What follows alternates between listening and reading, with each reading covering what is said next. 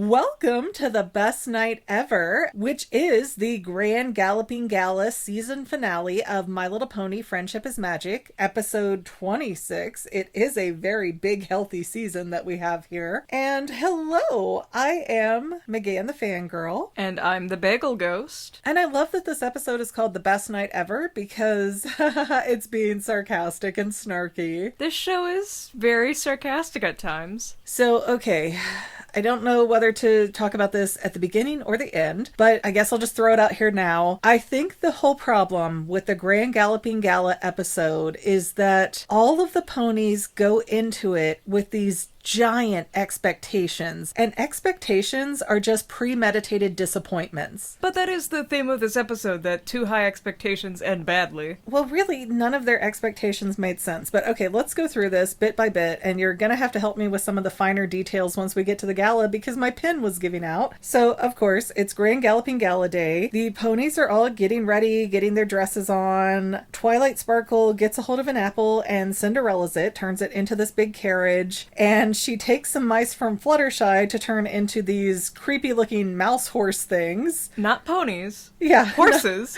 Yeah. Which is interesting because we do actually kind of get to see horses later on in the series, and they're from Saddle Arabia. No. Yes. But what was it? Opal comes out and scares the mice horses away. So Twilight's like, oh no, what are we gonna do? Time I use my magic. I love that once she turns them, Rarity's like, that's a choice. Yes. Yeah, none of the ponies are like clapping and going, oh, wonderful, wonderful. They're like, ew, that's a choice. But they run away, and Twilight's like, what are we gonna do now? So Rarity's just like, really? And trots over to the neighbor's house and goes, would any of you handsome young men pull our carriage? And she got two of them right away. Yeah, So... I mean, Rarity is canonically hot. And that's all it takes to get favors from your guy neighbors, apparently. Yeah, they don't have wives. And they're very aggressive, too. Like, they have no expectations of the main six. They don't ask for anything in return. But when Spike, who is now apparently invited to this thing... He was always invited. Was he? I thought the whole thing at the whole ticket episode was that she ended up with 6 tickets total. Spike at first said he didn't want to go because he was doing that boy thing. Or it's like, oh, I can't do this. I'm not a girl. But I want to go. Secretly. You know, how boys are. So he did end up getting a ticket yes, in the Ticketmaster at the very episode. end. Because that was the joke. When they were all running out and Spike was excited to get his ticket. Like, AJ stared him down like, sure. Oh, okay, yeah, now I remember it. Okay, I thought we had a little plot hole there that Spike was just suddenly going. Well, Spike is not allowed to get in the dressing room with the girls, bathroom, whatever it is. And it's so funny because Rarity's like, no, you can't come in here, we're getting dressed. Y'all walk around naked all the time. And I think, what was it, Applejack points it out. Rarity, we don't usually have clothes on. It's not like he's gonna see something shocking. But to a girl with class, it was. I did feel so bad for Spike, though, because he's like, oh, I want to show you this and I want to show you that. And he's going through each of them. Spike has something in mind for each of the main 6 in Canterlot that he wants to show them and share with them and have that experience with them. And that seems like a very realistic, sweet thing to do, especially since he's a little kid. You know, he wants to share his enthusiasm. And he's custom tailored everything to what the other ponies like. But he made a list. They kind of blow him off, though, and that makes me so sad. Well, because I mean, when this is supposedly the biggest night of your life, you don't have time to wait around on little itty-bitty baby Spike. But they tell him, oh yeah, we'll have plenty of time to hang out, Spike. Don't worry about it. Don't worry about it. And so Spike's getting more pumped up because nobody's telling him no, but then once they get there, they just take off and leave him in the dust. And I'm also kind of weirded out that Rarity in particular has glass high heels. Not horseshoes, which would make sense.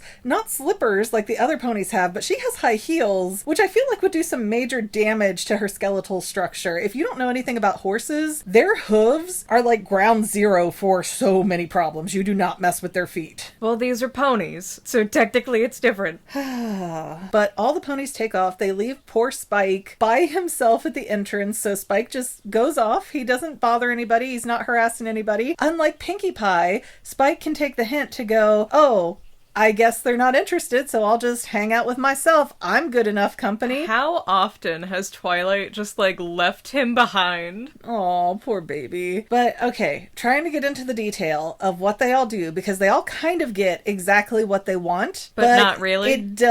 It doesn't work out the way that they want. So Rainbow Dash ends up catching the attention of the Wonderbolts, and they're like, hey, let's hang out. But then they're busy all night. You know, they're getting pulled aside for shows and autographs and pictures, and Rainbow Dash isn't part of the group, so she's left over on the sidelines, and she's getting really whiny about it. Oh, this isn't hanging out. Rainbow Dash is an only child, and it shows. Well, what do you expect? They're celebrities. They probably have an itinerary for what they have to do as guests there. They're not just there because, you know, they're normal guests.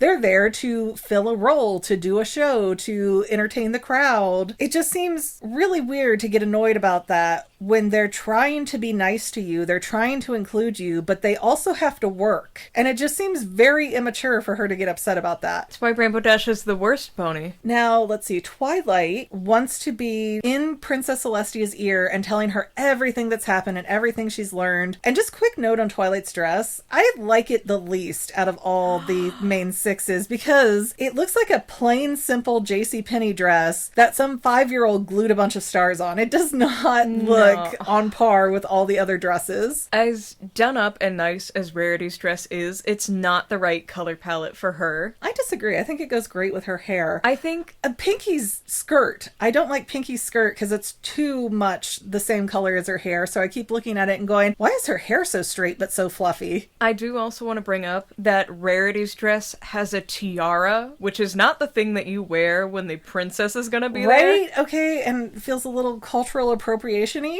Like, hey, I'm not a princess, but look at my tiara. I should be one. Ha ha ha. She's trying to put that vibe up there. But I want to get to Rarity last because I think Rarity might have the legit gripe. But Twilight wants to be glued to the princess. The princess tells her, hey, I want to hear everything. Stay with me all night. But then Twilight's getting mad and dejected because there's a welcoming line for the princess's party. Of course there is. Twilight, this isn't your first ball game here. You know how this works. You know. Actually, it is. She's never been before? She said in Ticketmaster that she never went before because she didn't see a reason to go. Oh, well, okay, then I will give her a little more slack then, but I don't know how it was not assumed with how smart Twilight Sparkle is that, yeah, you have to entertain your guests before you do whatever you want when it's your party. I also love that later she ends up joining the handshaking line and trying to, like, thin it out She's, like, faster. high-fiving people, like, high five, go, high five, go. Then Pinkie Pie gets into the main ballroom, and she's just so upset that it's not a wild rave party. And I feel like being friends with Rarity, she should have known better than that. I'm not sure how she doesn't understand that there are different types of parties, and maybe you behave differently at a birthday party than a fancy gala with a $1,000 dress or whatever that you're wearing. Well, she wasn't listening. Well, so to fix that, Pinkie Pie decides she's going to hijack the band and get them to play, what was it, the Hokey Pokey? Yeah, the Pony Pokey. Yeah, and somebody even yells at her. One of the high society ponies yells at Pinkie Pie, this isn't that kind of party. And she's absolutely right to do that because it's not a party for children. This is not how you behave at like the Met Gala or whatever. I don't understand how Pinkie Pie doesn't understand this. She's a little mentally out there. We just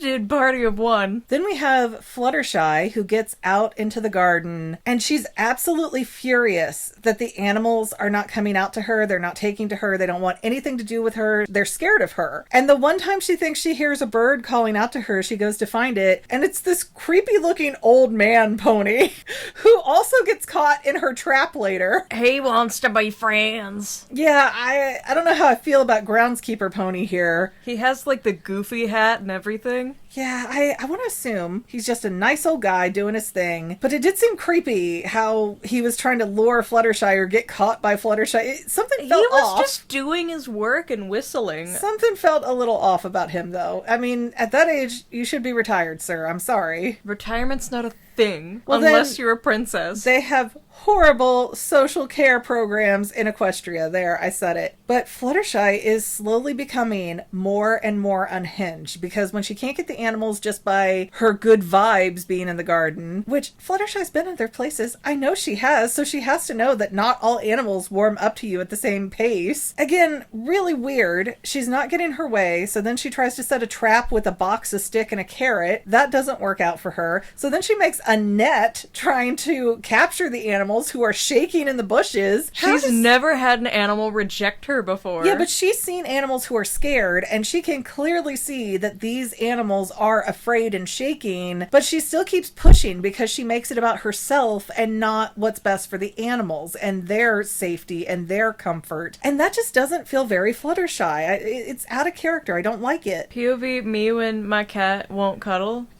Then we have Applejack, who might be the worst of them all in this. Because Applejack comes, and I don't even know where she pulled this out of, but she has her own cart of apple products. And we're talking apple fritters, apple dumplings, caramel apples, straight apples, every apple thing you can imagine on her own little mobile apple wagon. I don't think she has a permit to be selling this stuff. I don't think she has permission to be there selling this stuff. Who's gonna report her? Second of all, it's a party. You don't go to a party, in most cases, unless you're warned in advance, and expect to be paying for food or drinks or anything. And Applejack's just out there going, yeah, I'm gonna make all this money for my family, when all they have to do is walk inside and there's a whole free buffet. Not to mention, as the prince points out, once he tastes a fritter and spits it out, oh, this is commoner carnival food. This is not highbrow, high society food that is gonna meet their palates and their standards. And I feel like Applejack is honestly the worst of them here, because Soren liked his pie. You know what though? But this is not what you go to the gala for. And I know she has always used this as, yes, I want to go to sell stuff and raise money for my family. I get that, but it never occurred to her that, hey, do I have permission to do this? Am I bringing things that are going to meet the audience where they're at the place I am going? She did not. And those 5 of the main 6 are absolutely heinous brats in this episode. And I think this is why it's important for people to travel and experience other cultures as an observer and just see how other things happen, because they're so caught up in what they want that they're having these little mental breakdowns and fits and tantrums that it's not going the way they want, when it's not their place, it's not their universe, it's a whole different world. They're giving colonizer energy. I wasn't going to go that far with it, but geez. Yeah, I'm just really not happy with the behavior of any of them. But Rarity is the one, I will say, I feel like she gets the short end of the stick here. Her expectations were weird because she wanted to find her prince at the ball, hence the tiara. Look at me, I'm already ready, sir. And she does run into, what, Prince Blueblood? Yeah. Whose brother is he? That is Princess Celestia's nephew, but we never get the context. Yeah, I don't know her family tree. We never see her parents or anything. Weird. Yeah, I don't know where he came from because we never see him again. So Rarity does run into Prince Blueblood, and her dreams are kind of fantasy novel dreams, Harlequin novel dreams of like, oh, he's gonna do nice things for me and be my handsome Prince Charming, my knight in shining armor, gonna treat me like such a special lady. Princess treatment. Yeah, but the thing is, he's a prince. He was raised as a prince, and he expects the princess treatment. He expects everybody to bow down to him and kind of be subservient to him and his whims. So, like, he picks a rose, and Rarity's like, oh, it's happening, it's happening.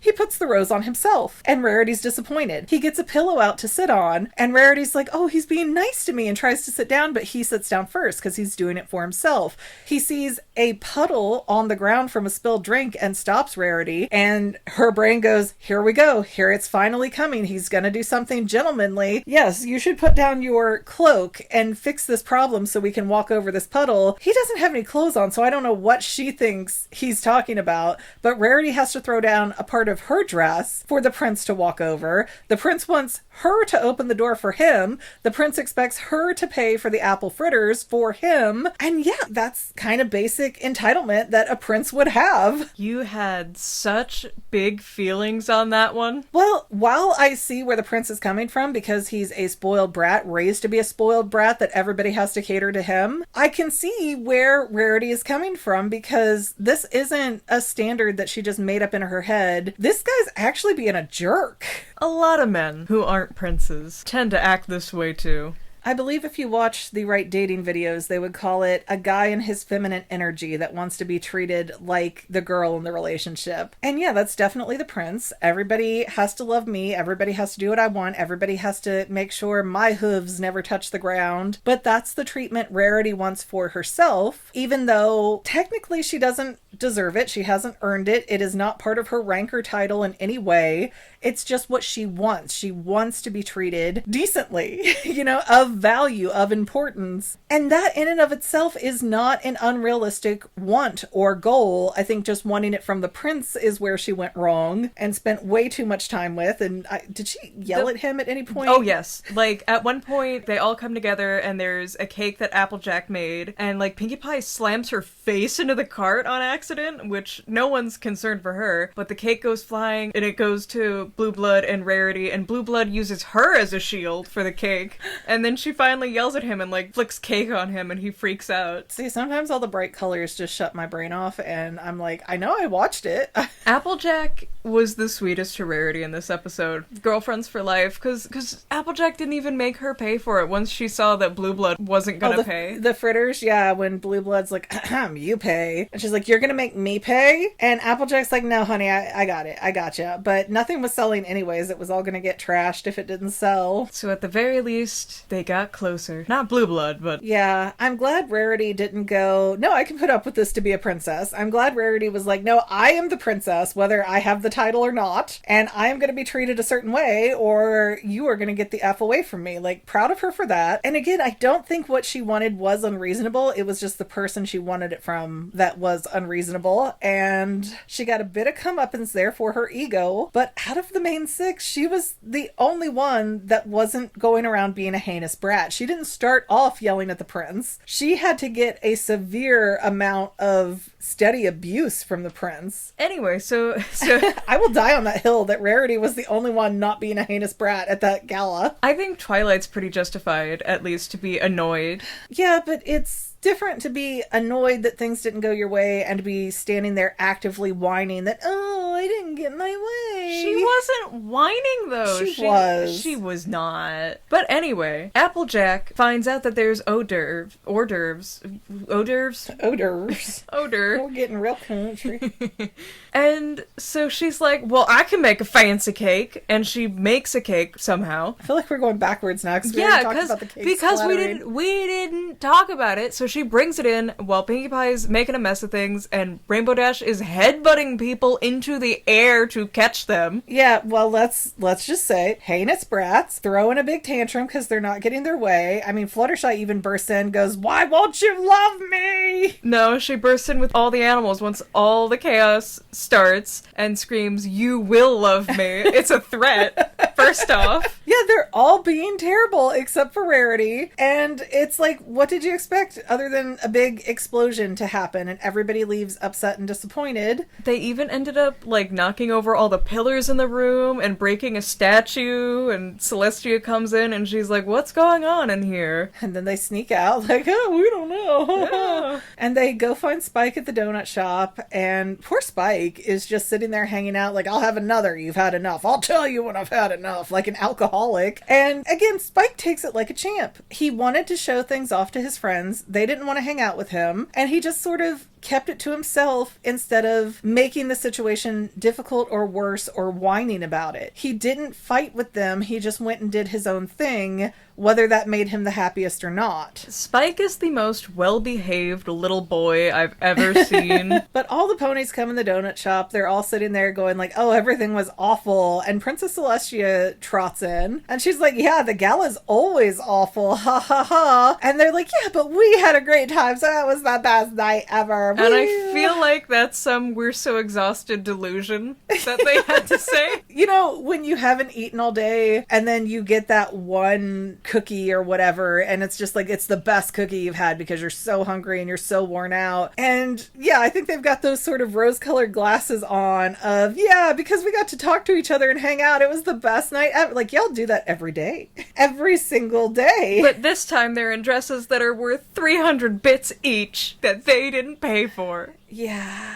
And Rarity, you would have thought, would want to make connections to, oh, hey, look at my clothes, buy some of my clothes. Well, the And I people feel there like already bought her clothes. But I feel like that would have been a very realistic thing for her to do and like show off in that way, in that sort of subtle rich people way. Oh, you like my dress? I made it. Thank you. I'm a designer. Speaking of her dress, it's got all the wrong colors for her. not. I'm sorry, but gold and red just You want aren't to talk for about her. wrong colors? Do you want to talk about wrong colors? 1989, The Little Mermaid. They put her in a pink ball gown with glowing red hair. Okay. It's so bad that at Disney parks they put her in a green dress, and when you were a kid, you used to think she was Merida. They have no handle on this situation. I liked the pink dress. I liked it. It was darling. Okay, everybody in the 80s liked it because it clashed with everything and had giant poofy arms. That was the thing. Anyway, Rarity's dress. I feel like it would have been so much better if it was blue and silver. Oh, I don't know. I like the pink with Rarity. It's red. I feel like Pinkie Pie could have used a more contrasting or complementary color palette on her dress because you have the blue and white stripes. That looks nice. That stands out on her. But then the pink is, again, the same color as her hair. So it just looks like her tail is weird at the end and her dress is really short. I think you're the only one that sees it like that. I do see it like that. But yeah, that is the end of the season.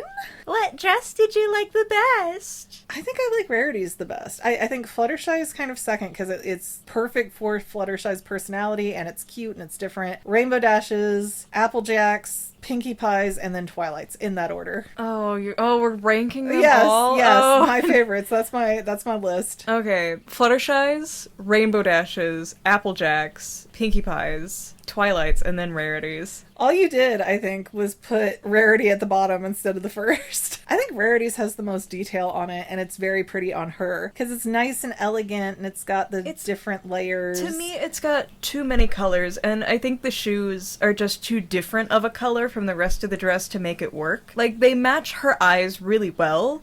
Oh my gosh, I almost forgot. When they're leaving the gala in all the chaos, Rarity loses one of her glass high heels on the steps, and Pinkie Pie goes, "Oh, now your prince can find you!" And Rarity comes back and smashes. She shrieks, instead of taking it back, shrieks and smashes it. She hopes he steps on it. Yeah, she doesn't clean it up. She leaves it there for him to hopefully step on later. But that was a wonderful Rarity moment. Again, I think her arc in this episode was the only good one because everybody else was unreasonable. Rarity's a great horse. Like Rainbow Dash, oh, these horses that really don't know me and have barely ever met me and only have a vague concept that I even exist, they should be paying attention to me the entire time. No one here is a Rainbow Dash fan. Okay, I think we're going to wrap this up here. Since this is the end of the season, I'm going to guess that we'll probably take a couple weeks off of doing pony videos just to either decide if we're going to do season 2 and stockpile some of those, or to figure out what other animated show we might want to do for a while instead. Not something as crazy long.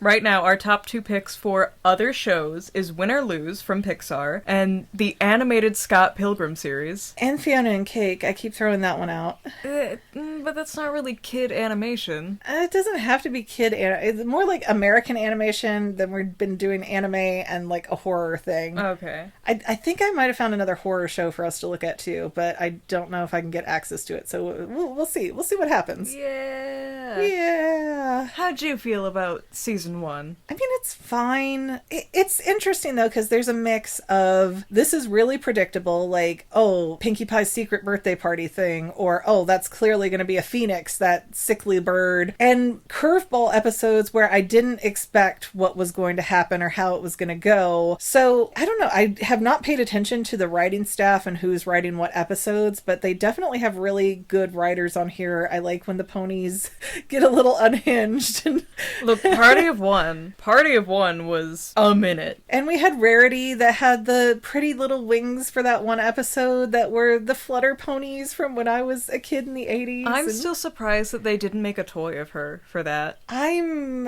impressed when they made literally everything else you can imagine from My Little Pony toys.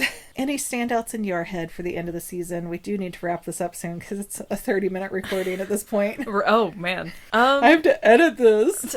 Well, that's your job. very odd, but it did have great, enjoyable moments to it. Yeah. Okay. Yeah. That was... My brain's fried. That was more concise than I was expecting for how much you love this series. Okay, guys, please don't forget to like, subscribe, comment, and share. That's free for you. We also have paid channel memberships, which are not free for you, but does help us out. Anything you can do helps us out, especially, like I like to say, sharing is caring. Commenting is very helpful. Cutie mark. 2% guaranteed. Okay, guys, I guess we will, well, probably not see you next week, but see you when we see you for the next whatever. Slowly working on Madoka Magica for our next anime thing. But Dan to Dan's also started season 2, so I don't know what's going to happen yet. We're figuring it out, but we need a minute to kind of recompose and let our brains decompress. So we'll see you soon.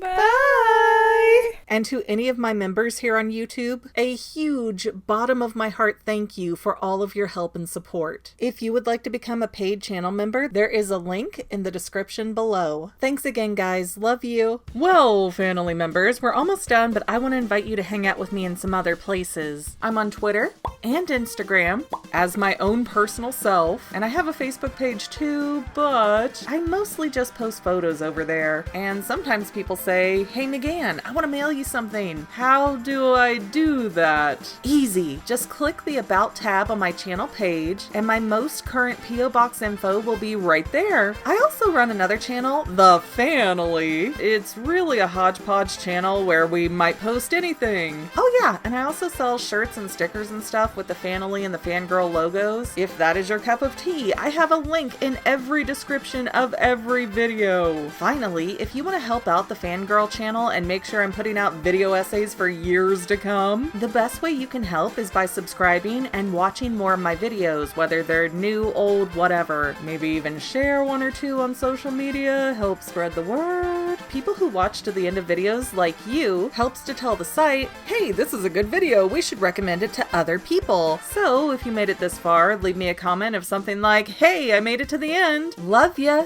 See you next time, family members. Bye.